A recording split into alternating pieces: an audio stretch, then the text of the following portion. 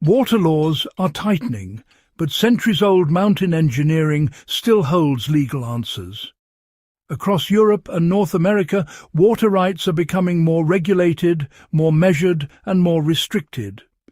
Farmers face metered withdrawals, seasonal irrigation bans, and, increasingly, complex permitting systems. Many assume that independence means drilling deeper wells or installing expensive storage tanks. But history tells a different story. Long before electric pumps and centralized oversight, mountain communities managed water through gravity, sediment control, and clever diversion systems that worked with the landscape instead of against it. Among the most overlooked of these systems are alpine silt traps, simple but powerful structures that separate sediment, slow runoff, and redirect clean water for irrigation without damming major channels. These systems operated within customary water rights traditions and, when revived properly, can still function inside modern legal frameworks. This is not about evasion. It is about understanding how gravity-based design can operate within the letter of the law. Alpine communities mastered water long before industrial irrigation codes existed. In regions such as Switzerland, northern Italy and Austria, mountain farmers developed intricate irrigation channels known as basins or swanen. These channels diverted glacial meltwater along mountain contours to nourish meadows below. A critical component of these systems was sediment management. Meltwater carries heavy silt and debris which can clog fields and destroy crops. To address this, farmers constructed settling basins, primitive silt traps, at key diversion points. These basins slowed water flow just enough for heavier sediment to settle out before cleaner water continued along irrigation channels. Maintenance required periodic clearing of accumulated silt, which was often repurposed as a nutrient-rich soil amendment. The brilliance of the design lies in its simplicity. No pumps, no concrete dams, no large-scale impoundment, only gravity and flow control. Modern industrial irrigation often relies on pressurized systems that trigger regulatory thresholds. Gravity-fed diversions, especially when small-scale and non-obstructive, may fall under different permitting categories depending on jurisdiction.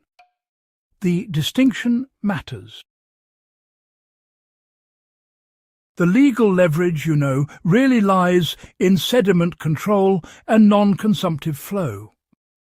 Most contemporary water laws actually regulate extraction volumes, damming, or permanent storage.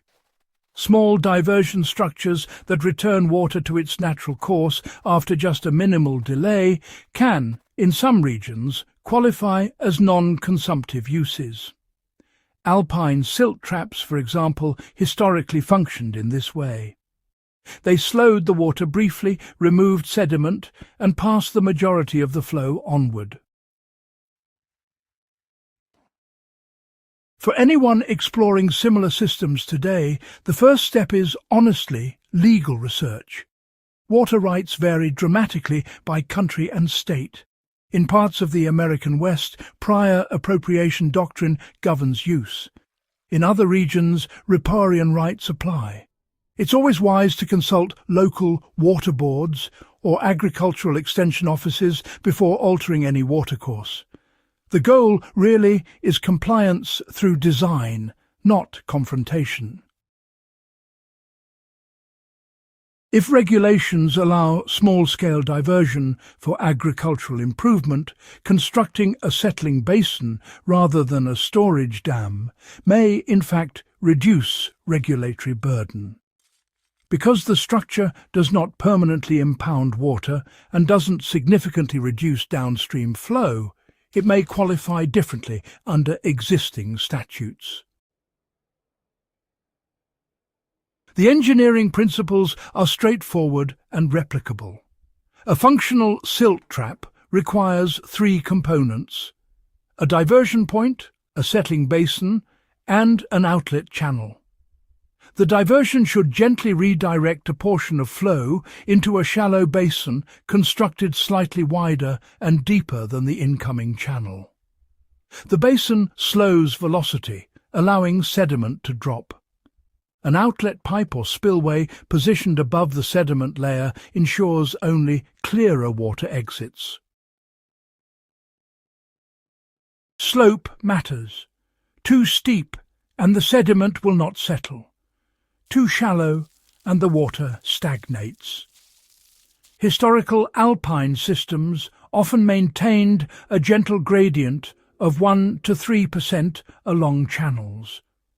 Stone lining reinforced banks and prevented erosion.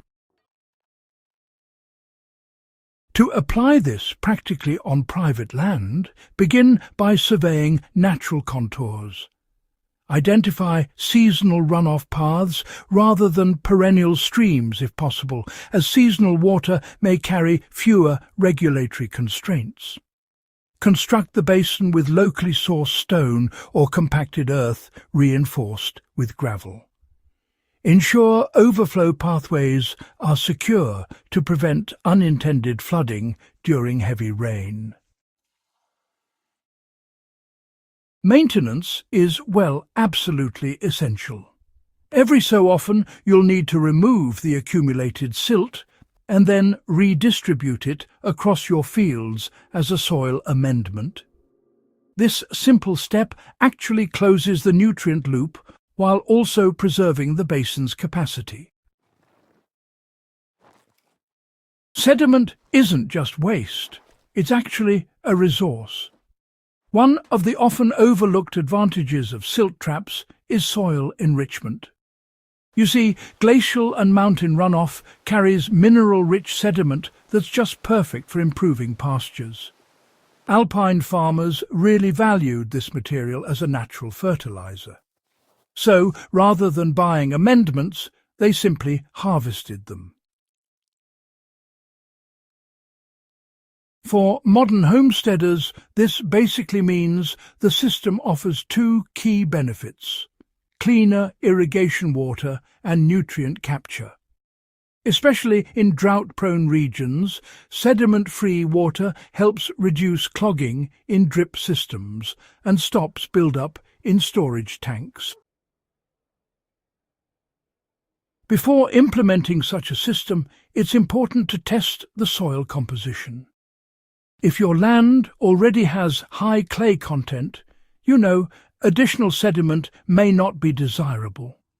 Understanding local soil chemistry really ensures the solution fits your environment.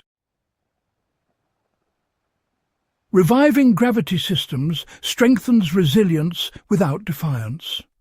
The appeal of alpine silt traps is not rebellion, but honestly resilience. Gravity does not require fuel. Stone does not require electricity. A properly constructed basin can function for decades with minimal intervention. In times of drought restrictions, efficiency becomes, absolutely critical. Clean, gravity-fed water delivered through contour channels can reduce waste and evaporation compared to high-pressure spray systems. The historical record shows that communities maintained these systems collectively. They scheduled maintenance days, cleared channels, and inspected basins. That communal responsibility preserved function across generations. For individual landowners today, the lesson is, stewardship. Design within your legal boundaries. Document construction. Maintain transparency with local authorities. Demonstrating that your system improves sediment control and does not impair downstream rights can really strengthen your standing. The past offers lawful independence through intelligent design. Industrial irrigation law is, complex and evolving, but centuries-old engineering demonstrates that independence does not require confrontation. It requires understanding terrain, flow, and sediment. Alpine silt traps represent a model of low-impact water management that aligns with natural processes. For history enthusiasts and preparedness-minded viewers, this is a reminder that solutions often precede regulation. The mountain farmers who built these systems were not defying authority. They were mastering gravity. If this exploration of legal water strategy and historic engineering added practical value to your preparedness plans, subscribe to the channel and share this episode with fellow history buffs and self-reliant landowners. The most powerful loophole is often the wisdom we forgot to study.